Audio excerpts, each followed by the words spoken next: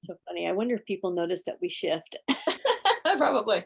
We have everybody. to right position everybody for it when it shows up on your screen. So, good morning. Hi, we're Tammy and Julie, two psychic moms, and welcome to Two Psychic Moms, episode I don't know, 100 and something, I'm sure. Yeah, a lot. Or close to it. Yeah, because, well, never mind. That's neither here nor there. So Tammy and I met at East West Books, and during the pandemic, we all kind of fell away. A lot of us fell away from East West Books, like 11 of us all at one time. It's a very funny story. Well, funny now, it wasn't funny then. And and so Tammy and I just naturally connected, and we work very similarly, and enjoy working together. And so we really just wanted to bring you, please don't step on my keyboard again. And so we wanted to bring you this information. So Tammy, where can people find you? Could you just move? So you can find me best on my website, tammysintuitive.com. I do have a contact form there for, private sessions. You can start out with that. And I'm on social media. You can follow me on TikTok, Instagram, and Facebook as Tammy's Intuitive Services. I give lots of channeled messages, so I'd love your follows. Thank you so much. A reminder that I got to do something kind of fun with Bridget Marcourt at the Winchester Mystery House. So you can go on my Facebook, even my Instagram, it's in my profile, the link, if you want to watch that video. Kind of fun for Halloween coming up.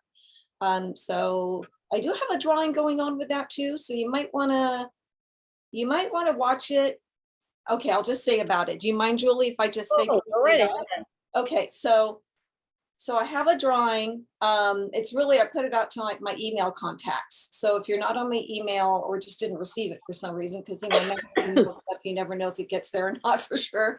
Anyway, I'm doing a drawing, so you have to watch the video and you have to let me know where was the place that I felt the most energy. A little hint is I think I said something like, oh, whoa, or something like that. And if you give me the right one, then you're entered for a drawing for a half off session.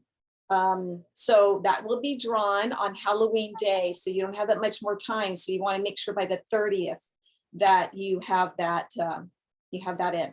And then probably for privacy reasons, I can't really announce the winner unless they don't mind. I'll ask them. But just because I have a different kind of business, as we know, or it's not always that everybody wants their names put out there who's been having sessions with us. Some don't care, that's fine. So anyway, I just wanted to put that out there. And so that's me. How about for you, Julie? Oh, Tammy, you inspire me, but I never really get very far with my inspiration. Although I'm co-authoring a book with somebody, so that's like a lot of my other time. So what I'll just say, I'm Julie Hawkins, the Biz Psychic. You can go to my website, juliehawkins.com, bizpsychic.com. I am on Facebook, the Biz Psychic. I think the Biz Psychic is that page. You think I'd know after all these years? I know we both are like, I think it's the Biz Psychic. But you can't always be consistent, so because somebody else has something like it or whatever, so you have to take what you get, and so sometimes. Right. I'm thinking my cat's throwing up, but maybe that's just my imagination. Anyway, and then of course, please put your questions here as long as they are for the benefit of all. Big general questions. Oh my God, we have some great questions. So yeah, address those, and then I'm just gonna say I'll just stand up. Woohoo! Woohoo! This is what I did last night, and oh my God, these guys, they are close to 80, and they just brought it. They sounded amazing. I just, between Elton John and The Who, two of my most enjoyable concert experiences in the last, 20 years.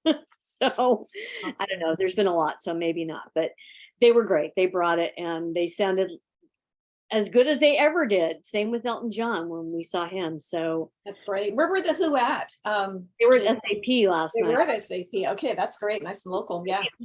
Because the whole top level of SAP was closed off, and the show did not sell out. I mean, there was a lot of empty seats, so which I kind of found disappointing. But yeah, kind of surprising. Such a big name, No, they were great. They were just Well, good. great.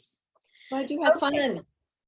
I did. So we have I haven't to be honest with you, I haven't read either of these questions because I like to kind of hear them in my for the first time when we're doing this so that my guides can give me that information.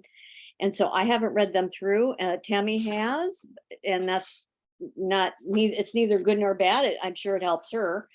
Um, and so we're going to start with Rudy's because Rudy's chronologically came first, right?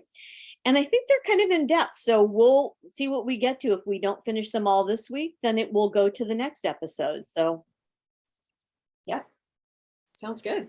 all right. And one last thing, I just want to say if time gets away with us, and I forget to say this later, wow, thank you so much for being our supporters and for subscribing and for sharing this and for just letting us know that you are interested and that you want this information. And again, to subscribe and share. We appreciate that because then we'll keep going.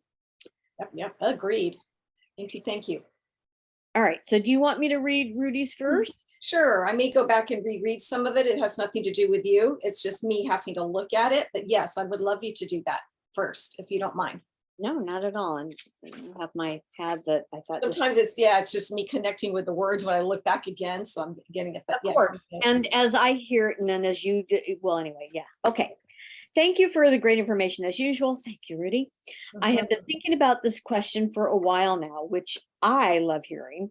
If we are drawn to a certain era or eras in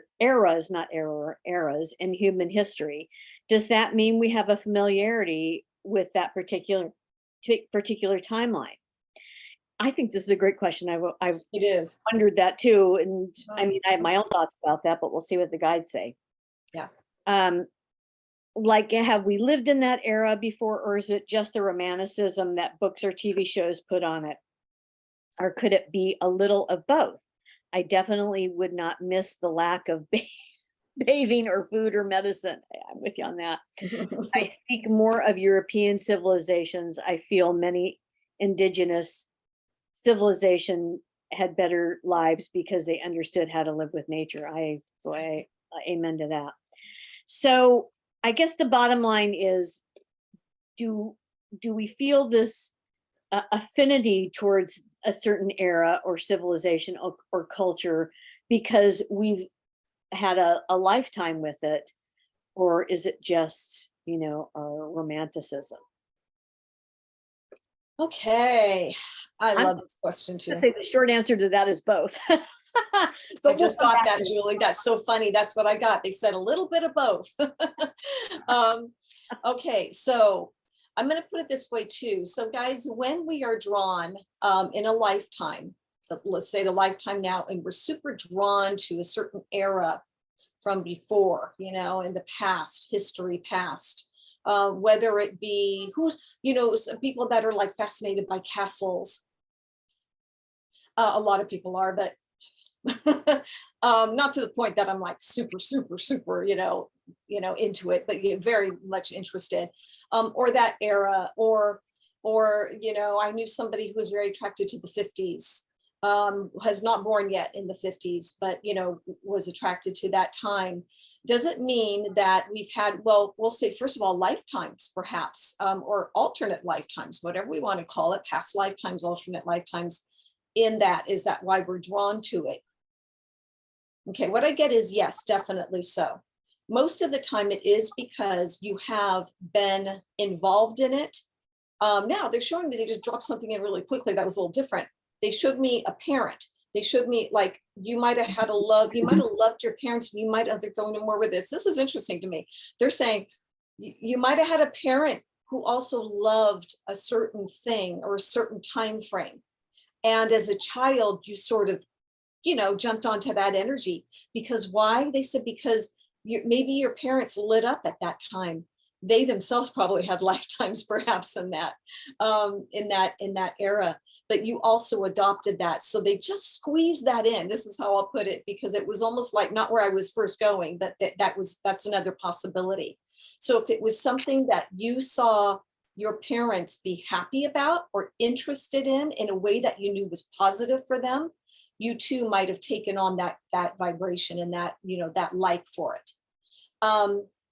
Going back to if you've had past lifetimes in it, yes, many, many times it is about that.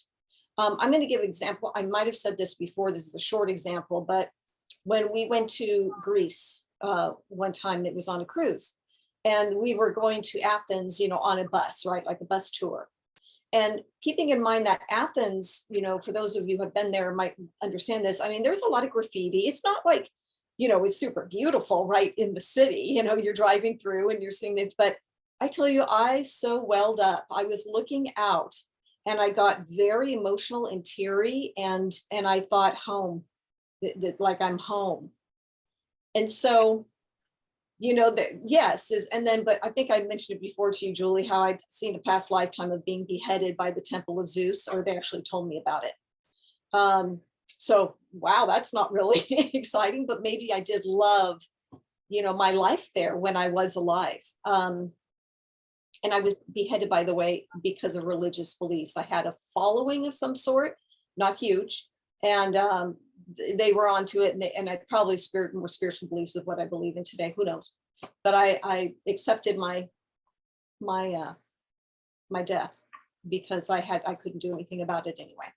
Anyway, just so you know that part.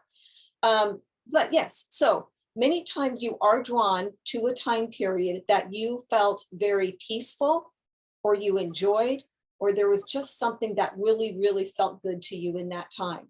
And so you will be drawn to those times. You might romanticize, many of you that just showed me, I'm thinking the Downton Abbey, right? I mean, who doesn't love Downton Abbey? I mean, almost everybody who's seen it. And we probably all had lifetimes, not all, okay, not fair to say all, but our souls have been in so many places, so many lifetimes, that we might have loved how beautiful it looks. I mean, don't we all love like the aerial views of the home and Downton Abbey as you're coming into it? We all light up. Why are we lighting up so much? Because you've been in those environments. You might have either lived in a home, visited a home, knew somebody that was there, that kind of thing, right? It resonates with you. So it can be definitely, yes, because you've had lifetimes. Or I thought it was interesting from my perspective, because I didn't expect that you've had a parent that really enjoyed something about, for me too, this is not about different lifetime, but to give an example of that, golf courses. I never played golf. Well, just middle school, like PE class or something. My dad played it for a while, but what I remember most is that being very young, probably about 5, and he would love to watch it on TV, or he would watch it on TV. And he was interested in that. And I loved the green lawn. I loved that, that really appealed to this Taurus, no surprise probably. And so, that I love golf courses to this day, not necessarily to play golf. I still don't play golf, but I love them. So I adopted some of that energy, you know what I mean? Because obviously my dad liked looking at it. I don't know, maybe he said something about it at that time. Okay. And let me just look a little bit more on there, because I was going to say something else about, so is it romanticism from like books or TV shows? Yes, but why? They say, why would you romanticize about it? Because we all have choices, right? We can see something and some might be really drawn to it and others are like, doesn't matter. So there's a reason even then, if you are being drawn to something in that way. Yeah, so I'm going to say, Rudy, because this is your question, that makes a lot of sense about you, the indigenous, and the being in touch with nature, because that is a lot of who you are in this lifetime. It is. And so I'm not surprised that you've had lifetimes, and we could always all look at that, right, for you, but I'm sure you have had lifetimes where you've been, I'm just going to jump this in, because I just saw you with, again, what is that? Periscope? It's out on the ship. Is that a periscope, Julie, that you look through? You know what I'm talking about? where let's say the captain of the ship looks out, you know what I'm saying? Is it a periscope? Well, periscope is on a submarine, right? That's what I thought, but isn't it like, it's not a telescope, I don't think. I don't know. You know what I'm talking about though, right? Where somebody's on the ship and they pull out that thing and they're looking, out Yeah. far away, right? Whatever that's called. I just saw you, Rudy, in that environment of on a ship. And it was now whether that's, not exactly what we're talking about, you're out with nature for sure. But I just got a brief on that. So I just wanted to share. So I think there is definitely what I'm getting. There's definitely connections to other lifetimes or alternate lifetimes that we're living, that we felt something good. When we feel something good, we often will be drawn to that again. That is their words that they're saying. Okay, so hopefully, and maybe after whatever you have to say, Julie, will get me back to something else I thought I was going to say. So anyway, yeah, that's what we're getting. Sorry, I'm hearing cat throw up sounds, but I I know think that sound. it's Yeah. up here, so I don't know. Yes, 100% we concur with all of that. Here's what I heard, and my friend who once posed this question to me about not just past lifetimes, but about being in parallel, we'll call it parallel universes. That's what, because I was talking to my guide, Ellery, and I'm like, please bring in your information very strongly, confidently, so that I can bring this, because sometimes my other counsel, they're confined to one area, and Ellery brings me something else. And so what Ellery said was, yes, we're drawn to them because we've had past lifetimes, and sometimes in those past lifetimes, and even in this one, you know what deja vu is. You're like, oh, I've been here before. It doesn't necessarily mean you've lived a full lifetime, but there are times you step out in time onto another timeline, and you're in another place in time, all about time, right? And so you may have an affinity for something as you stepped out. You're like, oh, wait, I feel pulled to that because you were on that in just, it could even be so briefly in another timeline. I hope I'm explaining this right.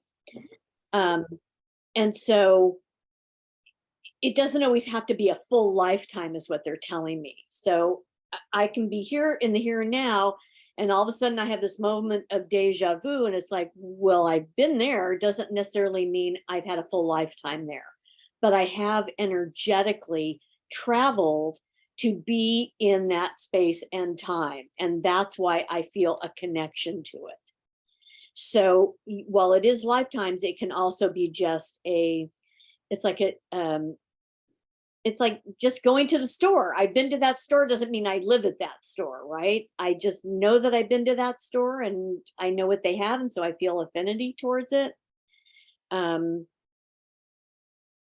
Yeah, I think hopefully, did that all make sense? Yeah, sure, absolutely. I remember, and you were talking about home. I made these notes here myself. When I mean, I loved Hawaii from the moment I set foot there, but I never would think of myself as living there. I mean, my daughter lives there. I just feel like I could never live there. However, when I first did my very first, well, it wasn't my very first, I think it was one of my first few trainings in Huna there, we took a trip to Volcanoes National Park, and we walked into the lava tube, and there's a little gate if you walk in far enough, and you can kind of squeeze squeeze in. And there was, like 30 of us, and we all kind of went in, and it was all wet and muddy there. And we sat down and we began to meditate. And I just felt the tears come because, oh, I've got goosebumps, because this had been my home in another lifetime, maybe more than one. I had such a strong connection to it. And as the tears were coming, I was like, I'm home. Yeah. And so so yeah, there are two examples of what it feels like to have that affinity, and how it can be just a step in time, or a full lifetime? Hope that answers. Yeah, no, it's a great question. So thanks for sending that, Rudy, because that is something that, we all wonder about. We're so drawn to, I would say too, like my son was always, when he was little, he was always that little old soul, just really drawn to things of, record players. All the older things that would be maybe 50s, 60s, 70s. Now, my husband likes obviously music of the 70s. And so some of that might have rubbed off on him a little bit. But no, there was many times I would think it very interesting that he was just interested in, in older things, before his time in this lifetime. And so he resonated with that. Yeah. I just actually never seen this before. I just saw him dressed in they're showing me 60s fashion, but he's like a full-on like hippie, so they made it really bright for me, with like the really bright, tight, and then the flared bell bottom. So, yeah, he probably was.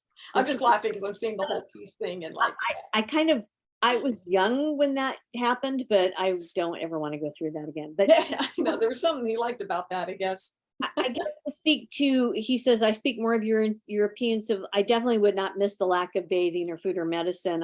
And then he says, I feel many indigenous civilizations had better lives because they understood how to live with nature.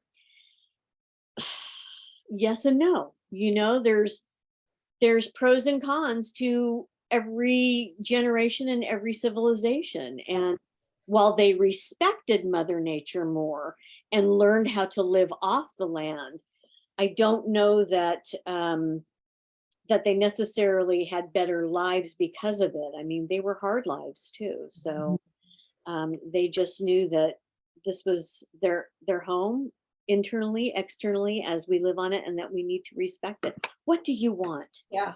And they and that's all they knew. So yeah, so there was while they put more, they really valued it, whatever word I'm looking for, the nature and all. It's also they didn't know all the other things that were to come, at least then, right? Of what would make life easier in a sense. But yes, the parts of being really in tune with nature more is so lovely, isn't it? Because that is all they had. That was their surroundings. It was day in and day out. So unlike what it is for many of us here, not all of us, depending where we live on the planet, but I mean, certainly where we live, right? We have to remember to look up at the trees. I mean, our guides will say that sometimes in sessions. Remember, if nothing else, you're sitting in a traffic jam, start noticing the trees around you. It puts you immediately in a different place than frustration of the traffic jam, But yeah. It's another whole conversation, but I mean, it's I understand what you're saying, Rudy, and it's disappointing to me. What? It's the cat that that we don't have more respect, and hopefully. So I do want to talk about one thing that and maybe it'll have to be next time. I've talked about this on many episodes where we talk about where we're at. And I'm not going to go into it now, but I will in another episode about a reset. I've mentioned the reset, and I wasn't always sure exactly what that meant. And I think I'm going to sit with my guides and see if I can get more information on that, because I feel like I don't know what kind of a reset we're in. It's boggles my mind, and I'm scared and frustrated, and so not for today, but we will come back to that. So we have not a whole lot of time today. So is there any more about that, or should we? I think that's good. Hopefully that, that makes some sense and helps for the question. Okay. Yeah, we can go So, to start out with the other, see yeah. how we do. So thank you. First of all, Glenda. I don't know what happened to the original email. Sometimes I get trigger happy with the delete button, so it might have happened that way, or it might be stuck in my spam folder. And I haven't gone to that yet, but thank you for posting it because then I get it again and can see your question. And so I have not read it through. Tammy, you read it through, right? Yeah, another great question. So thank you, Glenda, for sending this to us. Really, really good question. And and Julie and I are both mothers, so when I hear as mothers, it's like, oh, I know. So do you want me to read it, Julie? Or okay. So she says, I'm curious how we as mothers can help the souls of newborn babies and children navigate this new world they have arrived in and help them preserve the innate gifts they arrive with. So true. I'd like to know if there are specific things that would be most helpful for them and anything we should avoid. And then she goes into another part. Let's start with this first, though, because I think this is a good place to start. So how can we help these newborn babies coming in navigate, through this world and preserve some of those innate gifts? Because we do realize all of us start to lose some of that with conditioning of being on the planet. Not all of us do, but there are some. So anyway, Julie, do you want to start out with any of that? Yeah, I mean, the general the general picture of that, and then we can get more in depth because depending upon what skill, what person, there's a lot to get into here. But they said they need no help, generally speaking. They're here because they are meant to be here at this time, and our thinking that we need to help them in some way is I don't want to say belittling, but is not trusting it. They have come here just as we came to our time and place. We're all meant to be where we're meant to be at the time we're there. So when you ask if we can help them with their gifts, and maybe it's just because I haven't read further, she's talking about intuition and understanding and abilities we arrive with. Yeah, I mean, this is, in some ways we live in a world that is more open to this more than ever, but of course everything is a cycle and a wave. I mean, this is not new. Many generations go through an awakening, or coming back and celebrating Mother Earth and going to the healers who are in tune with Mother Earth. So that's their gift, right? So this is in some ways not new. And the people who come to this time and place, the babies with their gifts, come because they've been here with those gifts before. Just like Tammy and I, this is not our first rodeo, right? And sometimes we have been able to use those gifts, and sometimes they've been repressed or oppressed, not repressed, oppressed, some maybe repressed too. And so the best gift we can ever give to anybody is to support them in whatever direction they want to go, to awaken whatever gifts they have, whether they're mystical, spiritual, technical.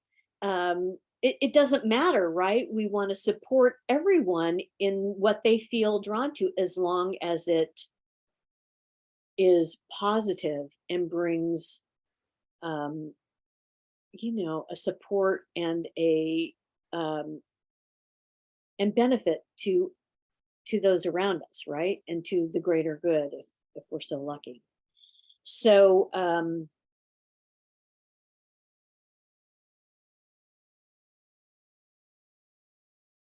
it off while they talk a little bit more. Okay, sure.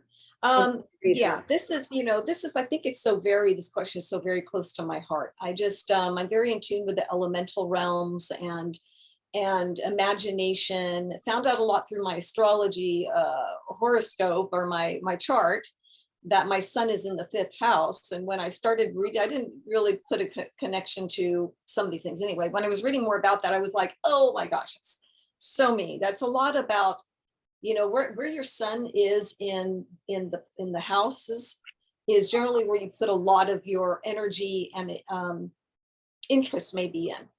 And it so was true for me. And it made a lot of sense over all the years. I've always had a very, connection to childlike behavior and children and creativity and fun and doing silly things and things like that. So why I'm saying all of that is because that is one of the things, and this is what our guides are saying, that you should promote imagination, what you can do. Because if we sum this up and say, what can we do to support children to help them retain what they already know coming in, right? And then, like we said, conditioning and like Julie said, and whatever, whatever it is we're here to learn, obviously. Keeping in mind too, it's not coincidental that some souls come into a family where the parents are very open, or at least one is. That's not coincidental. Or they come into a family that is non-religious. They may be spiritual, but non-religious. That was me.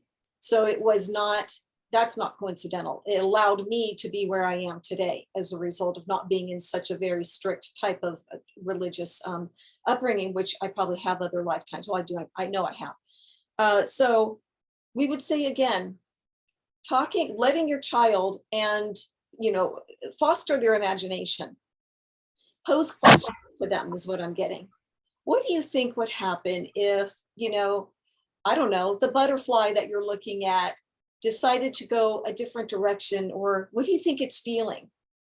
Pose questions to the child, especially before that age of 5, that are very open to understanding a lot of this. If they grow up and they understand that we are talking a lot about nature, and posing questions to them about their environment, or how do they feel about something at a young age? Well, I don't know. How do you feel about it? See what they tell you.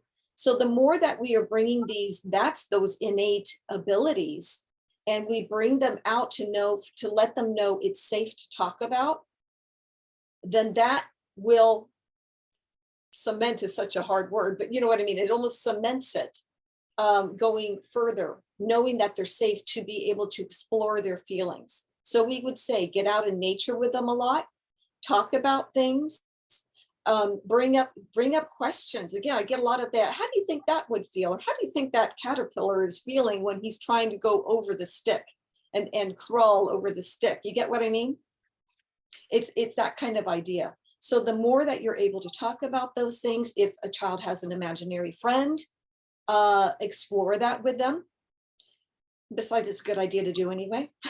You want to ask questions of what this imaginary friend is telling them, because you want to make sure it's a healthy situation. Yes, it could be their imagination. It could be a spirit guide that's talking with them, or a loved one in spirit that's completely safe. Could be, something else. We just want to make sure. So, do listen to their answers. If it seems very, positive and that sort of thing, it's okay to ask that about them, and maybe, ask more about it as to, hey, did you talk to them today? Because they're gonna, what if it's just an imaginary friend, meaning it has nothing to do with any spirit talking with them or anything, then they're gonna outgrow that anyway. But that would be another way of just understanding, let them know it might be normal to communicate with spirit. You can always learn the safe tools later as they're getting older, appropriately so. But these are good ways to just kind of build that foundation. So, and then, yeah, it can be difficult to break the cycle from the way our parents were raised and then we were raised. Yeah, so I'm hoping that helps on that. I think that's great that you like to help mamas who are raising children now. And I'd say, let them talk about things, pose questions, pose philosophical questions to your children. They can be age appropriate. Yes, and we were just going to say, this is so funny. You probably can't see this, but the one word they had me write down was God, and it's got that word.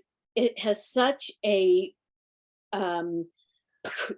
trigger effect for people, and so, religion is man-made, and religion is or current day religions anyway, and sometimes the ones that go back a few thousand years too. But we would say, that's where a lot of the oppression comes in. So, introduce to them. I have a grandnephew who just turned 8, and this is what came to me. They're like, ask him what does he think of God? What does God mean to him? Mhm. That have any meaning at all? Because kind of both of his parents are atheists, and which is fine. I was raised that way too.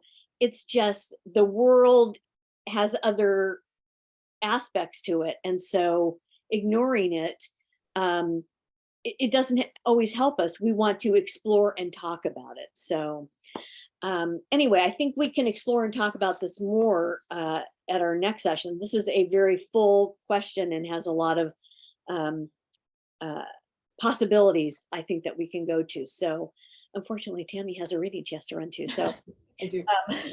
so we're gonna have to sign off for now. But Thank you. oh my God, great questions. Narrow Absolutely. them down a little bit more too. Ask more. Oh my God, yes, yes, yes. Yeah, You we'd love to be able to touch on want. these. So keep asking these questions, and we will look to have more time to explore them more in depth next time as well. And you know what? Thank you. Yeah, I just want to say again, Glenda, thank you for your kind comment too. Really, it means the world to us. We really do appreciate it. And we really are so glad that you kind of, I think you kind of said, stumble isn't the right word, I think you used, but you kind of came upon the YouTube. So thank you so much. We appreciate you, as Julie said, so much. Okay, so thank you. Happy Halloween, everybody who likes to have fun. This is my costume today. Just my nails. And I have a little witch ring. I'm not a witch, but I have a little witch ring on here because it's fun. Exactly. Exactly. Anyway. All right. Ladies and gentlemen, he, she, them, they, us, we will Covering everybody. next time. And we look forward to more questions from you. And again, thank you so much. And Thank you so until much. next time. Bye.